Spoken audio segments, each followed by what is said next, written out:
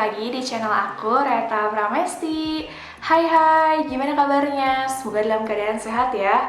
Udah lama banget nih gak bikin video untuk membantu kamu para pejuang SNMPTN 2022. So, dalam video ini aku bakal sharing tentang sertifikat apa aja sih yang sebenarnya menunjang untuk penilaian SNMPTN dan meningkatkan peluang lolos kamu di SNMPTN 2022. So, let's get started. Oke, pertama-tama aku mau kasih tahu bahwa SNMPTN tuh sekarang aja udah bulan Oktober ya. November, Desember tuh biasanya udah ada kayak perankingan gitu ya. Perankingan sekolah, nanti yang eligible bisa masuk ke SNMPTN. Tapi belum pasti lolos ya, masih harus disaring dulu secara nasional. Jadi ya sekitar 2-3 bulan lagi, Januari itu udah kayak mulai gitu. Jadi persiapkanlah gitu dengan sebaik mungkin. Cara mempersiapkannya adalah meningkatkan faktor-faktor penunjang. Salah satunya adalah sertifikat. Sertifikat bisa dibilang ini penting sih. Cuma bukan berarti yang melampirkan sertifikat bakal lolos gitu ya. Nggak sepenuhnya lolos, yaitu nanti tergantung sama penilaian panitia juga ya. Cuma kan alangkah baiknya kita memaksimalkan peluang yang kita miliki, ya nggak sih? Ya kan? Oleh karenanya, aku bakal sharing nih, setidaknya kayak sertif-sertif apa sih yang paling berguna. Ini kayak ada sekitar 3-4 sertif yang menurut aku tuh masih ada peluang gitu untuk maksimalkanlah di 2-3 bulan ini ya. So, langsung aja kita masuk ke sertifikat yang pertama. Nah, jadi sertifikat yang pertama ini adalah jenis sertifikat yang berhubungan dengan akademik atau yang berhubungan dengan kayak pelajaran gitu. Misalnya apa? Misalnya olimpiade. Olimpiadenya misalnya bisa yang berbasis di daerah, misal ada yang menyelenggarakan, di kampus-kampus tertentu ada yang menyelenggarakan, di nasional oleh Kemendikbud atau Kestekdikti ada yang menyelenggarakan, atau di lingkup internasional yang memang pesertanya itu ada gitu yang dari luar negeri dan memang kompetisi persaingannya itu sangat ketat. Nah, jadi memang sertifikat olimpiade ini menunjang juga ya. Apalagi kalau misalnya nanti bisa juara, dapat medali perunggu, perak, emas gitu ya, atau dapat juara harapan gitu ya, dibandingkan sebagai peserta. Walaupun aku tidak bilang bahwa sertifikat peserta tuh tidak boleh gitu ya sepenuhnya, enggak juga ya. Cuma kalau misalnya memang masih bisa diutamakan yang juara, silakan gitu lampirkan yang juara terlebih dahulu, oke? Jadi yang pertama ini adalah yang berhubungan sama akademik. Oh iya, nggak hanya olimpiade, bisa juga yang berhubungan dengan karya tulis ilmiah, atau misalnya esai, cipta puisi, dan lain-lain ya, yang memang berhubungan sama akademi. Oke? Nah, jadi kalau misalnya kamu mau dapat informasinya itu banyak banget di Instagram. Salah satunya adalah di onesia.mlk ya. Ini adalah platform, salah satu platform yang aku punya di @mentorluskampus. Jadi masih buka nih. Nah, pendaftarannya masih buka.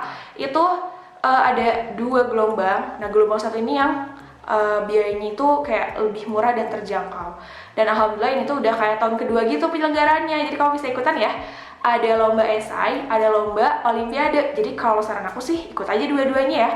Nah, oke. Nah, dan kamu juga bisa mengecek ke Instagram lain ya, karena di sana banyak informasinya. Sekarang kita masuk ke jenis sertifikat yang kedua. Nah, kalau tadi sertifikat yang berhubungan sama akademik, yang kedua ini adalah sertifikat yang berhubungan sama non-akademik. Misalnya adalah sertifikat FLS 2N yang berhubungan dengan lomba-lomba musik, seni, tari gitu ya, yang memang tidak berhubungan sama pelajaran tapi ya menunjang juga gitu dalam hal sisi non-akademiknya. Karena memang kan semua orang tuh nggak berbakat, misalnya tuh nggak semuanya pintar di pelajaran gitu ya. Ada juga yang misalnya pintar di bela diri, olahraga, atau di musik, atau di seni tari. Makanya bisa juga ya dilampirkan, apalagi khususnya yang juara gitu ya. Tapi aku tidak bilang juga yang peserta nggak boleh ya. Tetap aja maksudnya tuh coba dulu usaha, do your best. Kalau misalnya memang hasilnya bisa sampai juara, silahkan lampirkan. Kalau misalnya cuma sampai peserta, silakan untuk kumpulkan dulu gitu ya. Nanti kalau misalnya ada yang terbaik, silakan untuk dilampirkan yang terbaiknya. Oke? Nah, selanjutnya adalah sertifikat yang ketiga. Sertifikat yang ketiga ini kayaknya majority orang punya ya. Karena ini yang berhubungan sama organisasi. Nah, sertifikat organisasi ini bisa kamu lampirkan misalnya organisasi yang ruang lingkupnya di sekolah, atau misalnya di daerah, nasional, internasional bahkan ya, kan suka ada kayak kepanitiaan.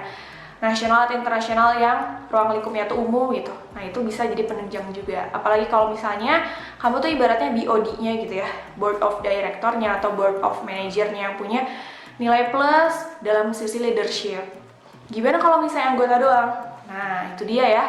Sebenarnya penilaian SNMPTN tuh gak bisa dijabarkan sepenuhnya oleh aku atau misalnya kreator lain gitu, karena memang ini haknya panitia SNMPTN. Cuma alangkah lebih baiknya yang dilampirkan itu memang yang punya posisi strategis di organisasi atau kepanitiaannya.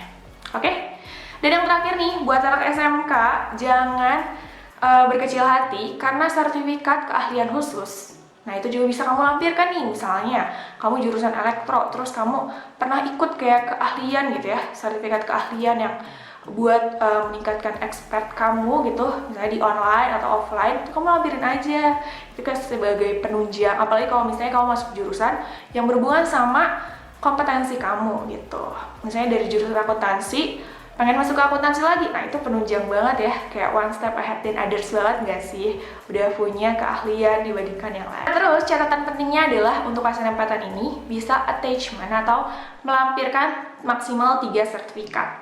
Jadi kalau misalnya kamu punya 100 sertifikat, yang mana yang harus dilampirkan? 3 terbaik. Terbaiknya dilihat dari apa? Dilihat dari penyelenggara ya, misalnya ruang lingkupnya lebih tinggi, misalnya ada daerah nasional, terus ada daerahnya lebih banyak gitu ya. Nah itu usahain yang nasional dulu. Terus kalau misalnya lebih tinggi kayak peran kamu, posisi kamu di yang daerah, ya lebih baik yang daerah dulu. Jadi maksudnya tuh lihat juga dalam sisi kayak posisi kamunya sebagai apa atau mendapatkan juara berapa, dan juga si tingkatannya. Oke, jadi 2 hal itu perlu diamati juga untuk melampirkan. Terus misalnya yang nanya, bisa nggak sih sertifikat dimanipulasi? Misalnya aku pura-pura aja, bikin sertifikat, ditulis aja gitu ya, diketik namanya sendiri. Nah itu hati-hati ya, nanti bakal terverifikasi loh. Kalau misalnya tiba-tiba disuruh untuk membuktikan yang sebenarnya gitu ya. Nah itu kalau kamu nggak bisa mempertanggungjawabkannya, bisa karena gak hanya dari kamu, bahkan nanti sekolah kamu. Jadi harus hati-hati ya, harus jujur dan bertanggung jawab. Selain itu, nanti kamu ubah ke JPG atau PNG ya, karena nanti bakal dilampirkannya ke soft file. Tapi siapin juga yang hard file-nya. Kali aja nanti dibutuhkan gitu ketika kamu misalnya keterima dan daftar ulang, oke?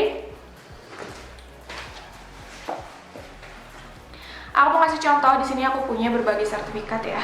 Ini sebenarnya udah campuran sama kuliah. Nah, itu yang kayak ini yang juara, ada ini kayak kesatuin sih, kayak peserta dan juara banyak kan. Kalau dilihat-lihat tuh bahkan lebih dari 50-an. Nah, gimana cara untuk mencari 3 terbaiknya? Kita cari tadi dari tingkatan yang lebih tinggi dan posisinya juara yang lebih tinggi juga.